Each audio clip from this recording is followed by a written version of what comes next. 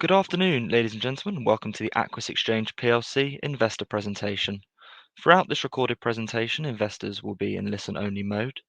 Questions are encouraged. They can be submitted at any time via the Q&A tab that's just situated on the right-hand corner of your screen. Please just simply type in your questions and press send. The company may not be in a position to answer every question it receives during the meeting itself. However, the company will review all questions submitted today and publish responses where it is appropriate to do so, and these will be available via your Investor Meet company dashboard. Before we begin, I would like to submit the following poll, and if you could give that your kind attention, I'm sure the company would be most grateful. And I'd now like to hand you over to CEO Alistair Haynes. Good afternoon, sir. Good afternoon. Thank you very much indeed, and a warm welcome to all of you for the presentation of the results of AQUIS Exchange for the year ended 2022. I'm joined here by our Chief Financial Officer, I'm sure you're familiar, Richard Fisher. Good afternoon, everybody. Well, look, 2022 has been a transformational year for AQUIS. Many operational milestones were achieved, and I think we are unbelievably well positioned going forward from here. For the more observant of you, will also notice that we've been through a very successful rebrand. Do go onto our website and have a look. The whole idea of this rebrand is to reflect the diversification that we've made in the business and be much more technology focused, as technology is such an important part of our business. I'm delighted to be reporting a strong performance across all divisions. When I look at net revenue, it's up 24% to £20.1 million. We look at the underlying profit, it's up 41% to £4.7 million. And the good news is that all the divisions and the three divisions we have and the four revenue streams have seen growth, are profitable, and we foresee future growth from them all. If we look at AQUIS Markets, which is the new name from AQUIS Exchange to AQUIS Markets, we've had diversification. Some of you have heard after the last set of results, we talked about the UBS MTF acquisition of the assets, and we created the AQUIS matching pool. Absolutely delighted to see growth there. In the AQUIS Technologies, we've heavily invested over the last 12, 18 months into this cutting edge technology, this cloud technology. And we've actually now got a 24/7, a perpetual matching engine based in the cloud. And we'll talk a little bit more about that later on in the presentation. And the AQUIS Stock Exchange, did 22 IPOs last year. That is more than any other growth market in the UK. And of course, we can't go on without mentioning data. We saw a 29% increase in revenue on our data. And the top topic there is the consolidated tape. Consolidated tape, I'm delighted to say, is not a question of if, it really is a question of when now. And that disproportionately benefits AQUIS. I'm now going to pass you over to Richard, who's going to talk through some of the numbers. All right, thank you. Yeah, I'm very pleased to present such a strong set of results to you all here. So our performance in 2022 was slightly ahead of market expectations again. So with net revenue of 20.1 against a consensus of 19.7. And a PBT figure of 4.5 against a consensus of 4.3. So a very strong performance again. And as Alistair alluded to in his opening remarks, you see operating expenses have increased 23% year on year. And this, if you remember, we trailed at the half year that we'd made some investment into individuals within our technology division. And so this is us hiring new tech developers. And that's paid dividends immediately. So we've made great strides forward in our technology offering. And you'll look at later, I'll talk through the revenues that were associated with that. Just to note that we restated our 2021 results, and that was on FX that was arising on the consolidation of a European subsidiary. And that just had the impact of moving in the 2021 results, just 0.3 between the OCI line and operating expenses. So because of that, we've presented showing an underlying profit line below OCI, and that shows the movement from 3.3 to 4.7, a 41% increase year on year. If we turn to the next slide, this is probably one of our most exciting stories. It's really around what is happening to our revenue and why. And there's three main parts to this. It's around the diversification of our revenues. It's then around the growth opportunity and how we're delivering against that. And then it's probably what the nature of the revenues allows us to do in the future. So the opportunity set that we have. So if you look at the chart on the left-hand side, this clearly sets out the benefits of the diversification that we've seen in our revenue mix. So at IPO, we were very much, all of our revenue was based on the core MTF engine. Now, only just over 50% of our revenues come through from that division. If you look at the chart in the middle, this clearly sets out how we've delivered our growth year on year on year. And every year we are meeting or beating the expectations set. So it's a strong picture of delivery. But perhaps it's if we turn to the chart on the right-hand side as the one that most excites me. And this is looking at the nature of the revenues. So of those, 73% are recurring. But it's the 24% that relate to the technology contracts is perhaps the most exciting of all. And this is for those who I've spoken to before. We regard these technology contracts as ones which will almost by their very nature renew in the future. These are clients who've taken out technology contracts with us. It might be for 3-4 years, but the evidence points we're seeing is that every client who comes to maturity does renew those contracts with us. I've often described this as what would you would have to believe to be the counterfactual for why somebody would step away from this. These technology exchanges we build for the clients become so integral to their business model, it's almost impossible to imagine what it would take for them to step away. So a very powerful revenue story. And it's perhaps that last chart that explains the resilience that we have and why we've had such a strong year in a macro environment that I think so many others have found challenging. But if I now head back to Alistair just to talk a bit more into AQUIS markets. Well, let's look a little bit more detail at each of the divisions. So in the AQUIS markets, we've seen revenue growth. And as we promised at the Capital Markets Day, that we've diversified this business into now 4 products. Now, that doesn't mean that we stop here by any means. In fact, you'll hear over the next few weeks some more initiatives that are coming out to further enhance the products we've got.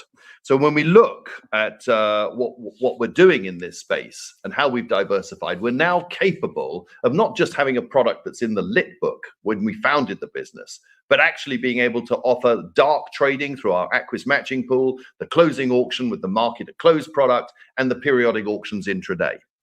We've seen continued growth in client numbers, not just clients and brokers and banks, but actually also liquidity providers as well.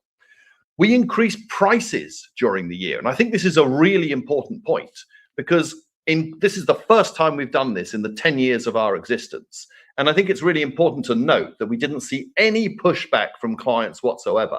That I think underlines 2 things. The first, that actually the clients like the product and are willing to pay. The second is from an investor point of view, there will be possibilities of raising prices in the future. And I think that's really, really important. If we look at the next slide here with the AQUIS matching pool, that is the graph on the left-hand side, you will see that what happened is we bought the assets, we ran the assets on the UBS MTF system right the way until July. In July, we moved on to our own system. And we said at the time to the market that we expected to see a drop in market share. But what happened is you can see that drop very clearly. But as clients start to come back and realize the improvement in the system and what they can do, we've seen rapid growth from then, and we will continue to see rapid growth going forward from here. And today, we account for around about 8% of all dark trading in Europe, and we believe that that will continue to grow.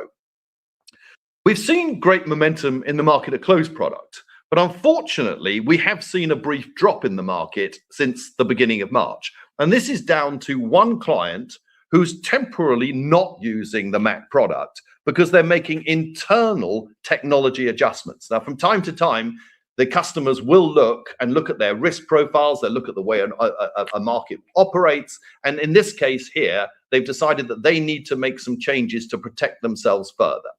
So what's happened, and we've spoken a lot with this client, they are coming back, they love the product, and they'll be coming back in a few weeks. But the impact has actually been around about 0.9% to our total market share. And the reason for that is, of course, that this is a large client and the market at close is a high volume business. The important thing, and we've been mentioning this for quite a while now, is one of the KPIs that people look at, and they are looking at, I think, incorrectly, is our total market share. Here is an example where we've seen market share drop by 0.9%, which will come back in a few weeks, but actually with no impact on P&L whatsoever. The client continues to pay their subscription, continues to pay the subscription for the market at close product, and therefore there is absolutely no impact in the revenue. In fact, this year, as I think we mentioned in our statement, that actually we are performing well and are right on expectations. If you look to the right, to the very final chart, this is the auction on demand product. And what you've seen here is we again made some adjustments in October and November. And you can see that we've moved from 2% market share of auctions and periodic auctions across Europe, right up to 10% market share. Now this, in this case, in this product, actually changes the amount of message traffic that clients use. And that again is very helpful because, as you know, we charge based on the number of messages that people use during a day. And that helps us get people into higher tiers. Richard, I'm going to pass over on to you for technology. Thank you. Now, this division really excites us. And I think we believe that this year we have fundamentally changed the economics of exchange technology. I think building on the existing market-leading technology we had around cloud deployment, and I think we've spoken to you previously about our proof of concept with the Amazon Web Services and Singapore Stock Exchange. On top of that, we have now built 24/7 regulatory-grade exchange technology. So in the year, we designed it, we've built it, and we've now sold it to a client.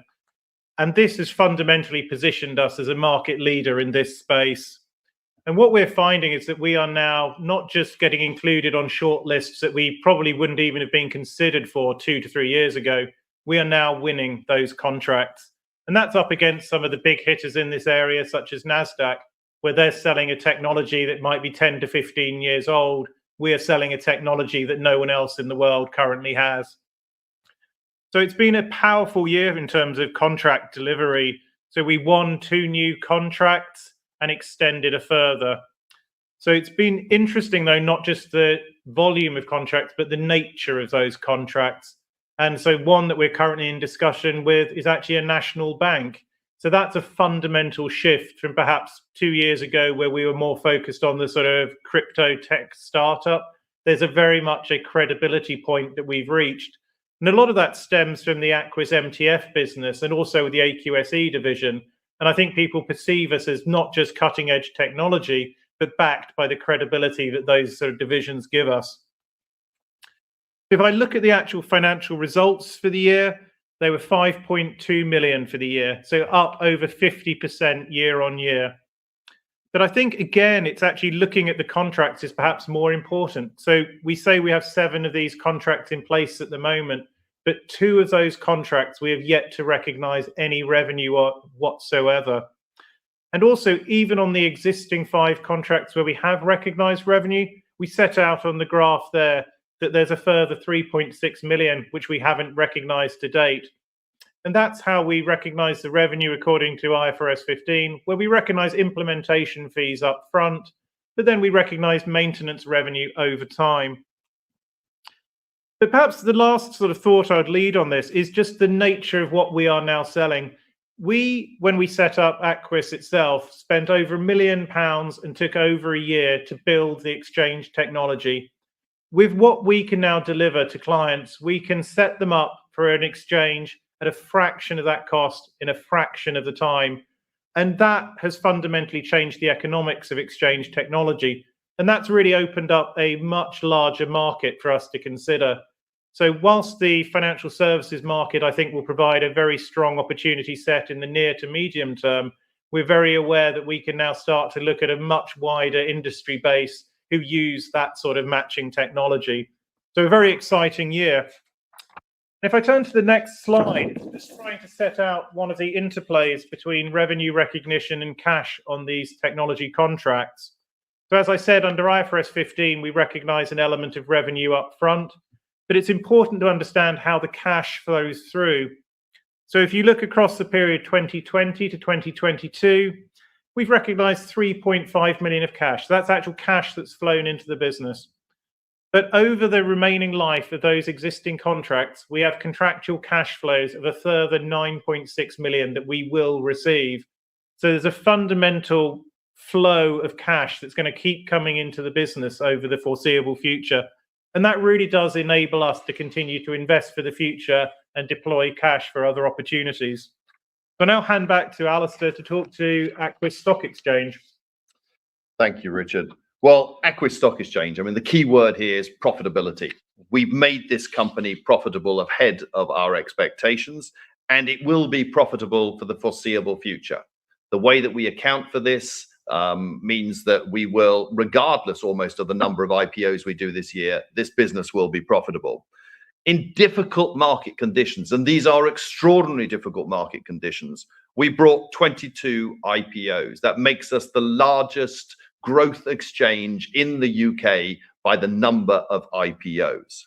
And since starting the business, which was two and a bit years ago, we've actually raised over £300 million for microcap and small cap businesses from over 50 different asset managers. So at long last, I do believe that AQUIS Stock Exchange is seen as a true competitor to the national market. And that's really important for the UK economy, because if we look at why businesses move to the United States and want to go and list on NASDAQ, my belief is that's because of the strong competition in the United States between NASDAQ and the New York Stock Exchange. And what the UK needs is strong competition amongst its primary markets in order that we can actually get scale-up capital via the public, via the retail and the institutions during the IPO process, and use the public markets for scale-up capital. During the year, we added two major online brokers, which was IG and Hargreaves Lansdown. That more or less completes the suite of major online brokers giving access to AQUIS Stock Exchange stocks. There is a huge opportunity in front of us here. There are thousands and thousands of companies, particularly during a time of economic difficulty, who need scale-up capital. And I believe that AQUIS Stock Exchange is ideally positioned to be able to be the provider and mechanism of getting that capital. One of the examples of that is we look at AQUIS.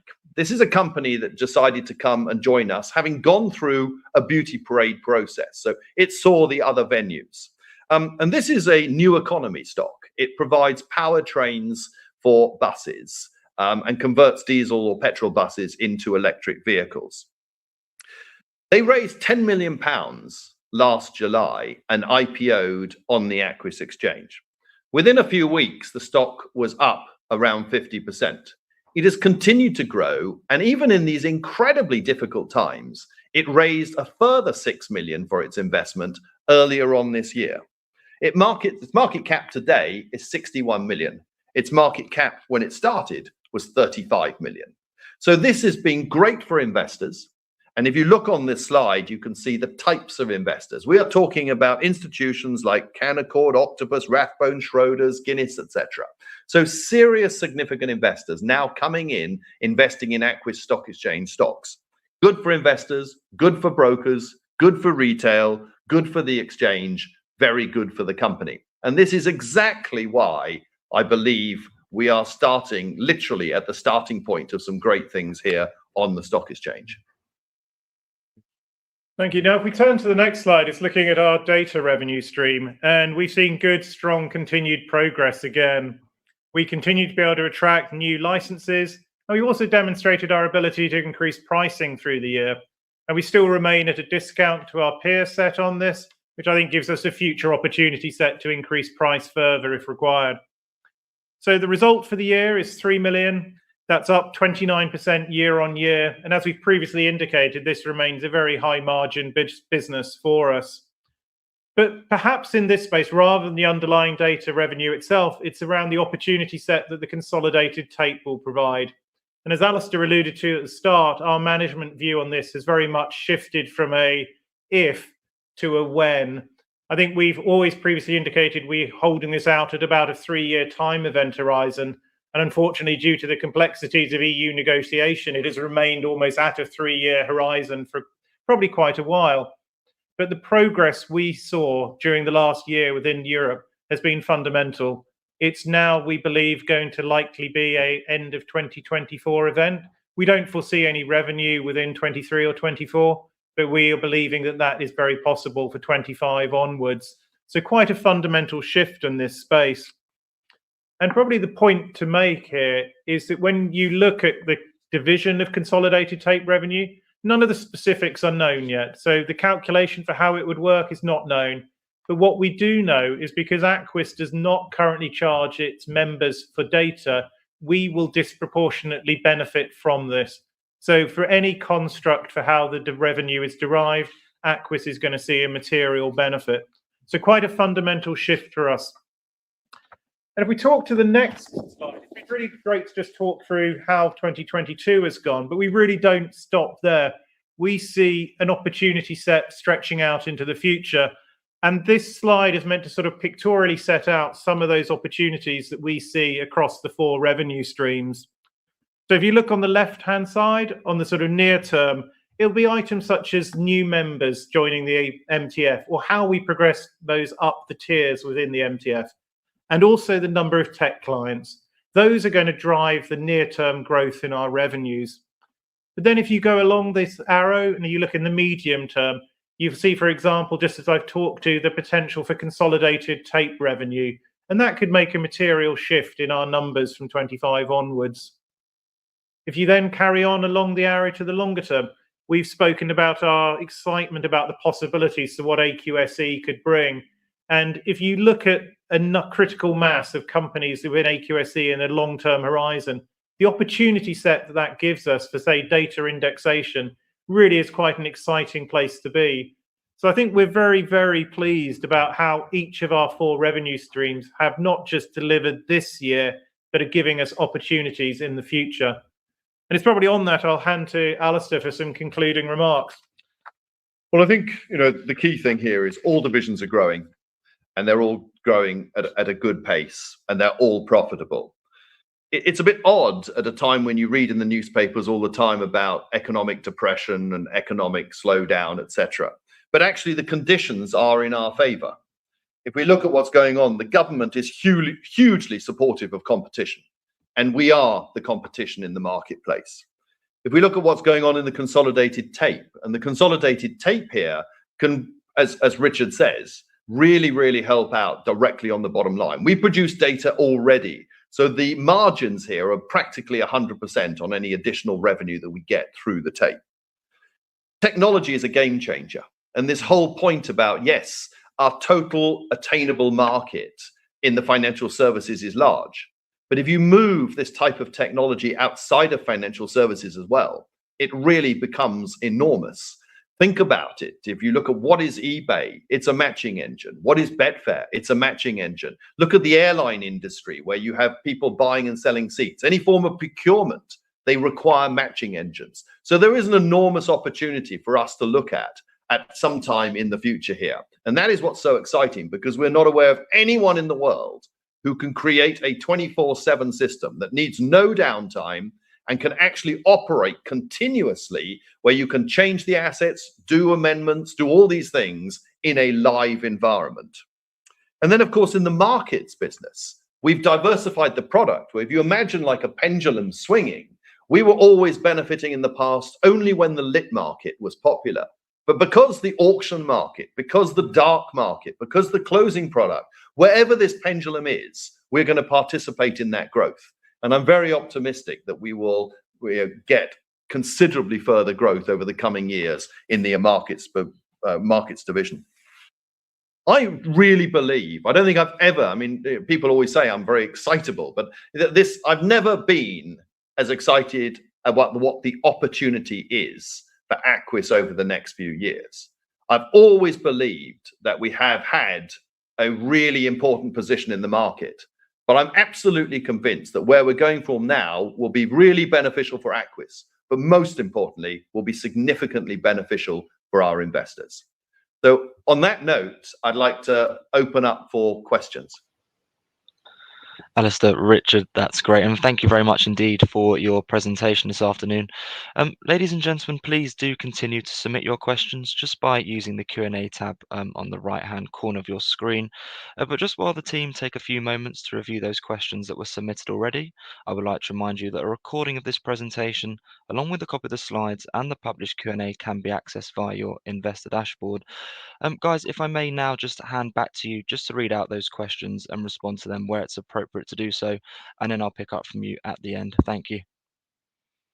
Okay, well, look, I'm going to take one which we probably should have mentioned before, which is from Michael. Can you give a layman's explanation of the consolidated tape? But I know that we've been talking about it, and obviously it is really important because I believe this is a sort of golden nugget hidden within the AQUIS group.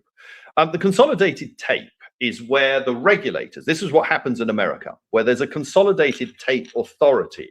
And what happens is that all, in their case, alternative trading systems and exchanges, but in Europe, MTFs, the multilateral trading facilities and exchanges, are forced to give their data to this central depository. That center, the Consolidated Tape Authority, then distributes that data fair and equally across the whole marketplace and rebates the exchanges and the MTFs dependent upon their market share and dependent upon whether it's a lit book, which gets more of a rebate, than a dark book, which gets less. And the logic behind that is a lit price is more important because it is part of price formation. And that is how it operates in the States. And the cost of data, which I have believed has been iniquitous in across Europe for years, because the amount of money that national exchanges make out of data, in effect. And this is going to change because Europe now is in trilogue, which means that the European Commission, the member states, and the MEPs, the politicians, are now debating this at the final stage. And what this means, if this goes ahead, which we believe it will, and it's also being discussed in the UK, and we believe it will go ahead there, is that there will be some form of consolidated tape provider, probably based on the way the United States work.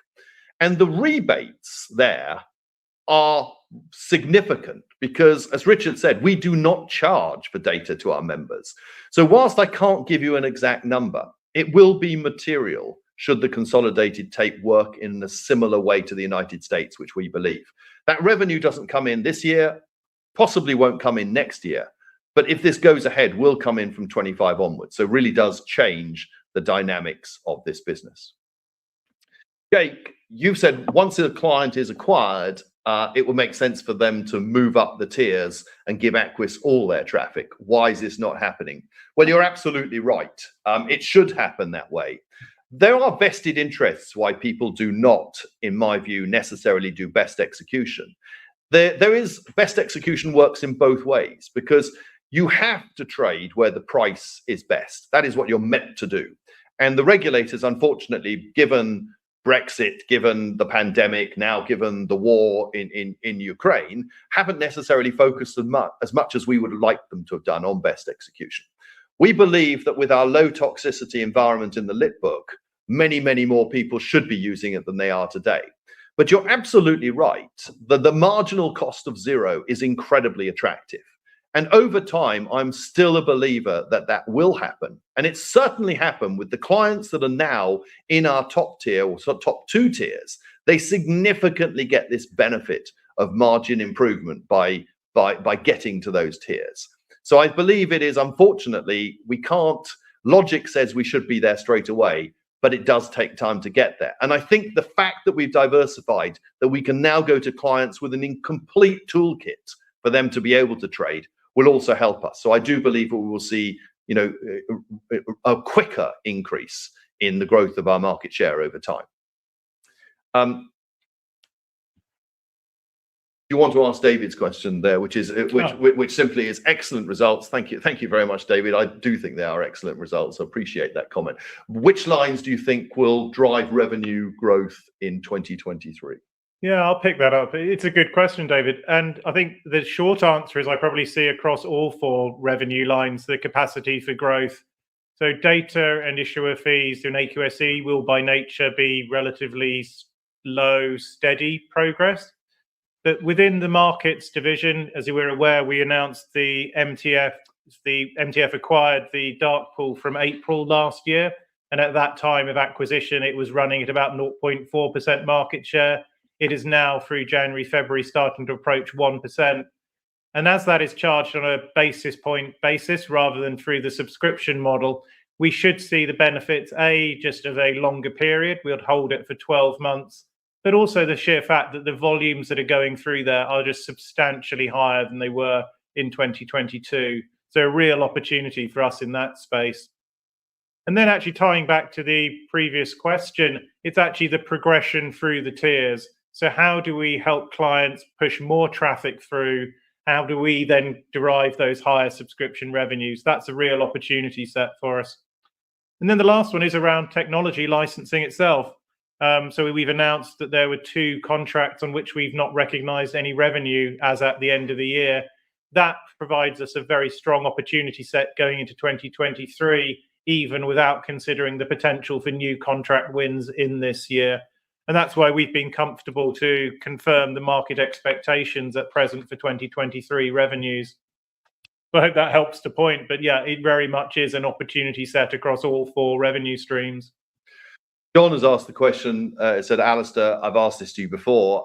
Please, can you talk to us about progress on getting fund targeted specifically at AQUIS companies? I do believe this can be a sort of really, I can't quite read, was it an aha moment, which is, I completely agree with you. And John, what we've done in that case, and I think part of the problem here is that there are a handful of specialist institutional funds today.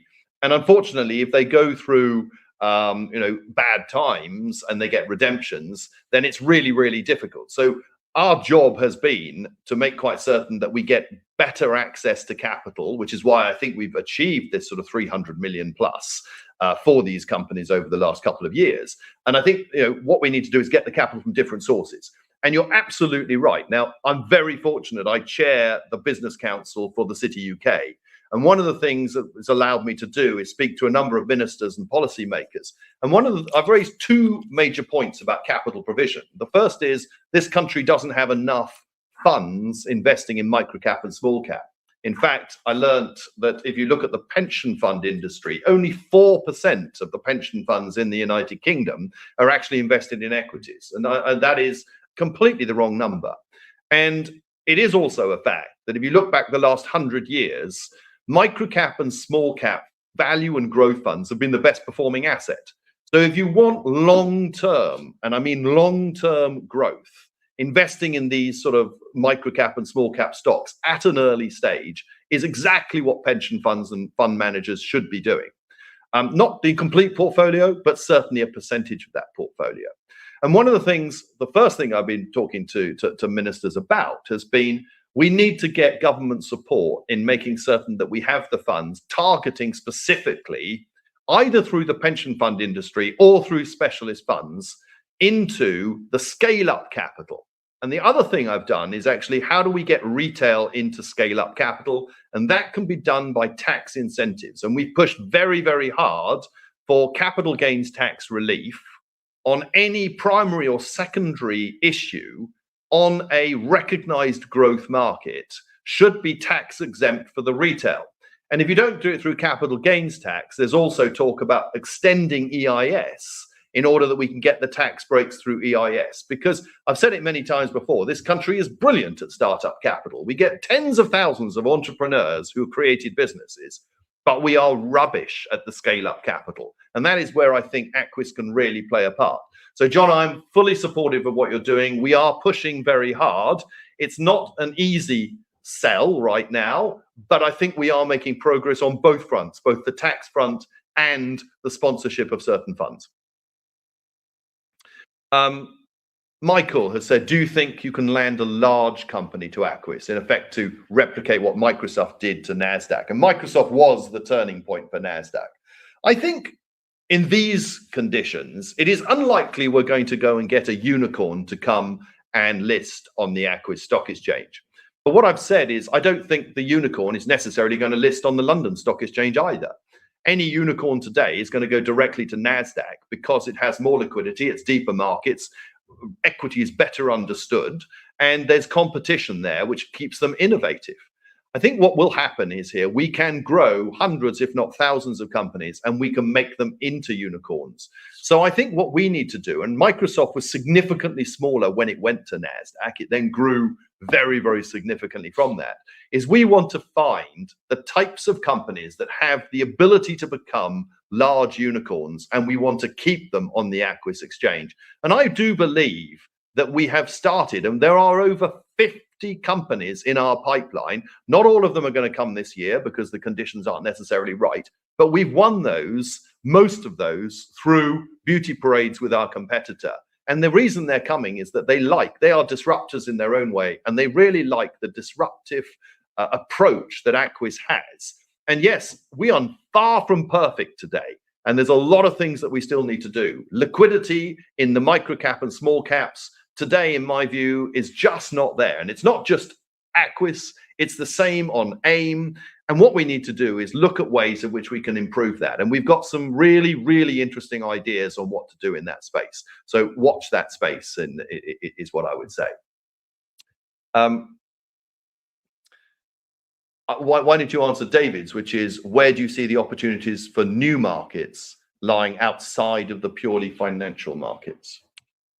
Right, David, I presume that's with reference to the technology licensing again. And yeah, I think as we've alluded to earlier, I do see this across quite a wide range. It probably starts from some quite simple ones, which is almost like, say, a theatre or a plane where they're trying to match seats to demand. Procurement is a natural home for this. It's actually a surprisingly large number of organizations that have exchange capability. But what they are largely doing is a very cheap matching, probably even just run off an Excel. So they would never have considered a fundamental matching engine at the old economics. So when it cost £1 million to do, it was an impossibility for a lot of these industries to consider. Now that we're able to deliver this at a fraction of the cost, I genuinely think this is a very wide range of industries who would be considering this. Nick, you talk about how many of the tech customers currently need 24/7 matching versus in the future assets that are tokenized. Well, I think you've hit the nail on the head here, is that today's markets are not 24/7 in general in equities, some bond markets, but they tend to be quite illiquid. But when you start to tokenize, when we look at what goes on in other markets, yes, they are 24/7. And the economics here is the really important thing. The ability to operate for a globalized product, and many of these are in the either crypto, digitalized, tokenized marketplaces. The cost of operating 3 different data centers around the world, the ability to move from one center to another center, all of that goes in cloud technology with 24/7. So we do believe that there is a great opportunity. But the great thing about it is also, you can take a number of markets in a particular region and put them all under one system in the cloud. They can have identities that are their own, but they can share the cost. So the story I always love is, most of you will have cars. 93% of the time, your car sits on the drive. And if I turn around to you and said, you can have the same car, use it whenever you want to, you can absolutely no change whatsoever, but just pay me 7% for it, you'd bite my hand off. And it's the same thing in the world of cloud and actually the exchange business. If you're not operating 24/7, you can radically reduce the costs, and you can also share those costs amongst other entities in the same time zone to make things much more economical for you. And I think that is the real game changer here.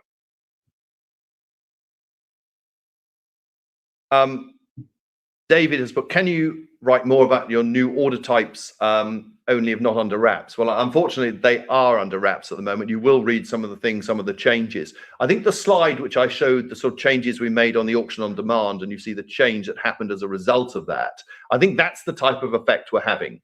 And that's the type of effect we want to see.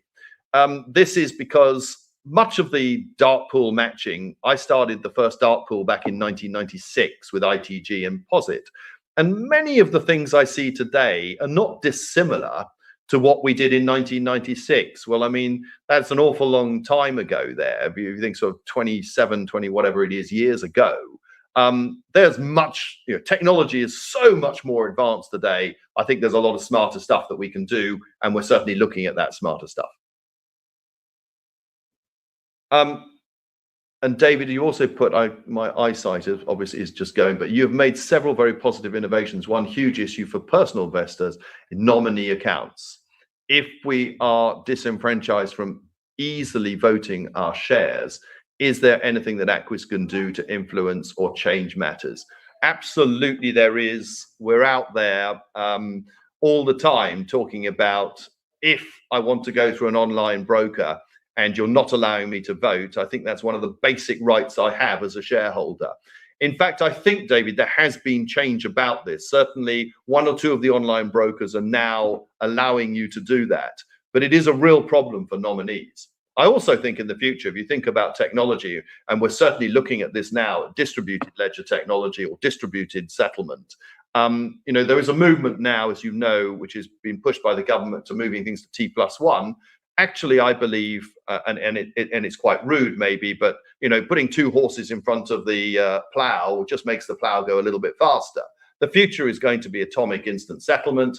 The whole idea of having a register that is done through digitalized method means that the registrar changes. We take away all this issue about who owns the shares. You'll be able to know who owns them microseconds or a few seconds after a trade has taken place. That is the market of the future. That is the next generation exchange. And that is the type of thing that AQUIS is looking to provide.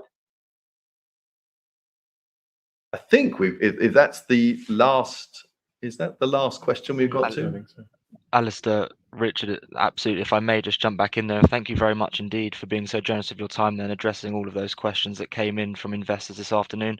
And of course, if there are any further questions that do come through, we'll make these available to you immediately after the presentation has ended for you to review, to then add any additional responses, of course, where it's appropriate to do so, and we'll publish all those responses on the Investor Meet Company platform.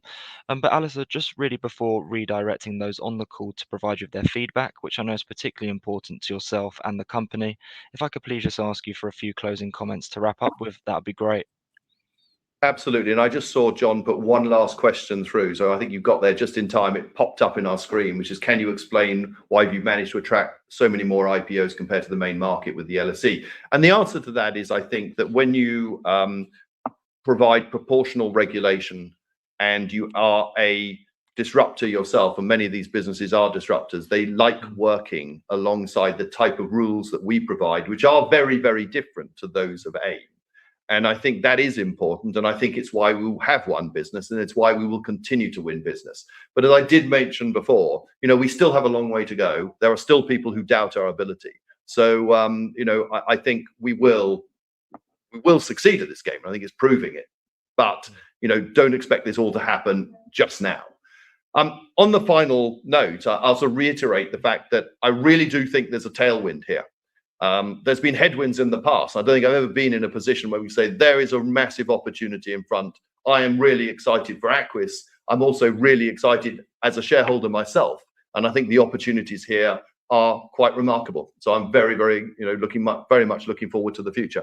Thank you all very much for attending. Yes. Really appreciate it. No, there's lots of things coming out today. So I appreciate you come onto our call. Thank you very much. Thank you very much, everyone. Alistair, that's great. And Richard as well, thank you very much indeed for updating investors this afternoon.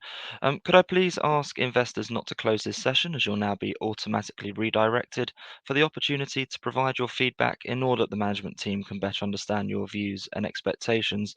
This will only take a few moments to complete, but I'm sure will be greatly valued by the company. On behalf of the management team of AQUIS Exchange PLC, we would like to thank you for attending today's presentation. That now concludes today's session, so good afternoon to you all.